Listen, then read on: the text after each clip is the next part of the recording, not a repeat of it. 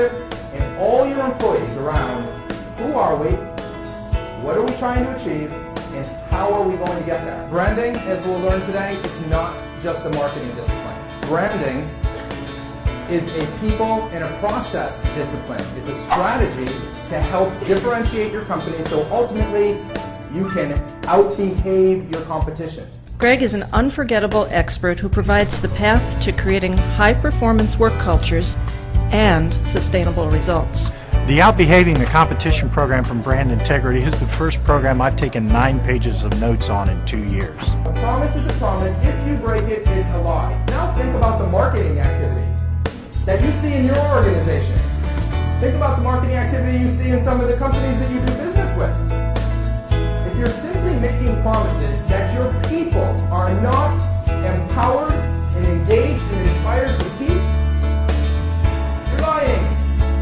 As the founder of Brand Integrity, Gregg works with many of today's leading companies to define and execute performance-based strategies that drive culture transformation. Brand Integrity is a philosophy, it's a journey, it's a destination. You achieve brand integrity when you are who and what you say you are, and you're achieving the business results that you're looking for in your organization. I went and spoke at a telecommunications conference. I brought with me an article from the newspaper that day where a telecommunications firm had actually won an award for having less customer complaints. That was the award they give in that industry, of less customer complaints. And someone raised their hand and said, hey, that ties into my company's tagline, we suck less. They're winning with that. We're not going to be great at customer service, but we're going to be better than those other guys. We're going to upset you just a few less times. Great companies all day long. I see organizational leaders all day long that said, oh, we're on our 10th version of this in the last decade. Every year we have a retreat and we see if we need to tinker with our mission statement or our values or our cultural principles. And then we do our strategic plan, or we have a 3-year plan or a 5-year plan. The problem is, a recent study shows that 31% of employees in America could actually admit that they understood what the mission was of the organization and how it applied to their job.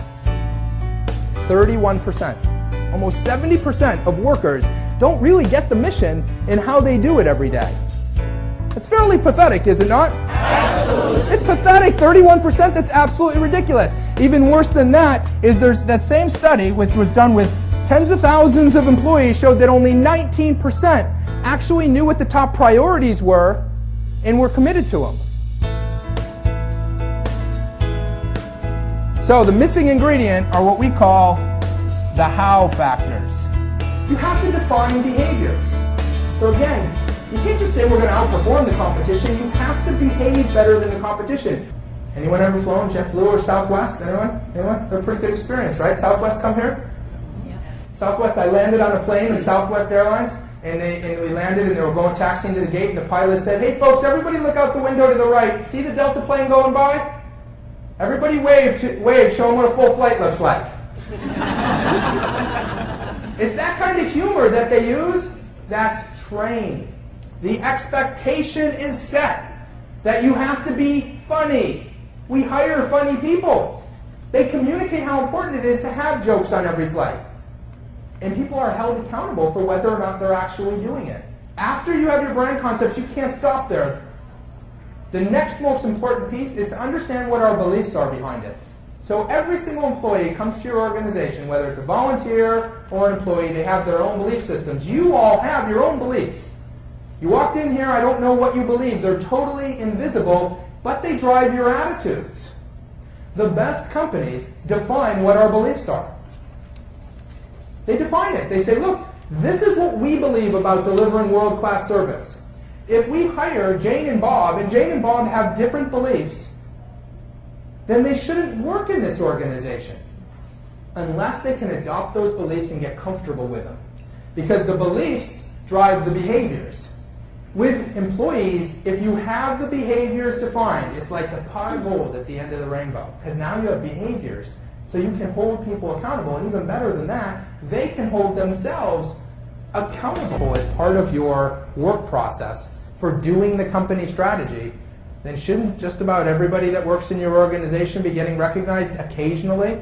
Even if you said, wow, maybe the goal is 1 nomination per year per person, and you got 150 people, it's 150 captured successes. Now, one of the questions that typically comes flying out at this point is, well, what if they're just doing their job? Right? We don't want to make a big deal about that. That's what we pay them for. That's what we train them for. Or we brought them in as a volunteer. They're supposed to do that. When Buddy gets that nomination, he has to give it a star. 1, 2, or 3.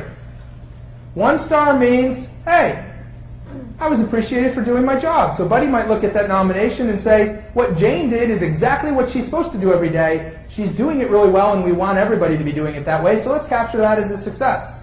I was told that some of you might not come back to the second session. Show of hands if you're not coming back. Young lady, you're not coming back? So I can count on the rest of you being here because it's going to be exciting. Thank you so much for having me here today. I really appreciate the opportunity to talk to you. Everybody kind of sitting. So really, that's it. It's over.